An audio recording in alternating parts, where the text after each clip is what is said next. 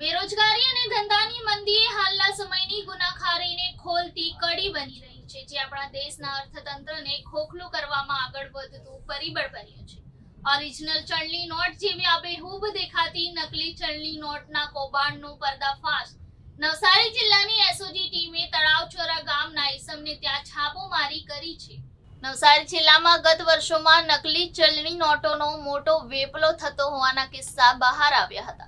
કોમ્પ્યુટરમાં ડિઝાઇનમાં master mind ગણાતા ઈસમો લાલચમાં આવીને ચલણી નોટોની ડિઝાઇન બનાવીને પ્રિન્ટ કાઢી બજારમાં નોટો ફેરવવાના ફિરાકમાં હોય છે. પણ અંગત બાતમીના આધારે મનસૂબો કામયાબ નીવડ્યો નહીં અને નવસારી જિલ્લા સ્પેશિયલ ઓપરેશન ગ્રુપે ચીખલી તાલુકાના તળાવચોરા ગામના સુરેશ ચૌહાણને ઝડપી લીધો છે. પોલીસે મુદ્દામાલ સહિત આરોપીને ઝડપીને આગળની કાર્યવાહી હાથ ધરી છે.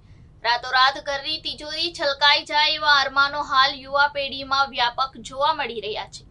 ત્યારે રૂપિયા કમાવવા ટૂંકો માર્ગ પણ સહેલાઈથી અપનાવીને લાલચમાં અને ગુનામાં અરમાનના ટ્રકને વેગીલો બનાવીને ગુનો કરી બેસે છે. જ્યારે ચાલાકી કરવામાં ભેરવાઈ જવાય ત્યારે સમગ્ર કામગીરી કર્યાનો અહેસાસ થાય છે, ત્યારે ઘણું મોડું થઈ ગયું હોય છે. जी सर।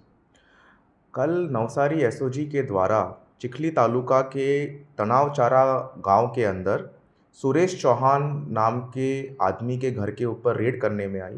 पुलिस को अपने सूत्रों के अनुसंधान में ये पता चला था कि ये इंसान अपने घर पे प्रिंटर और स्कैनर के थ्रू नकली नोट बना के एरिया के अंदर बेचने का प्रयत्न करने वाला है।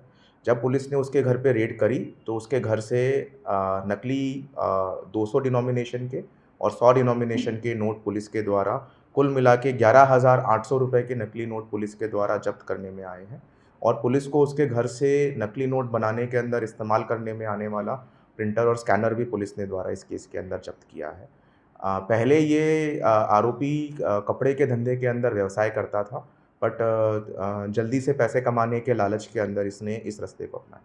जी सर, और कोई मदद कर अभी तक पुलिस के सूत्रों के अनुसंधान में ये अकेला ही काम कर रहा था और ये इसका जो नोट है ये एरिया के अंदर चलाता, इसके पहले पुलिस ने इसकी धरपकड़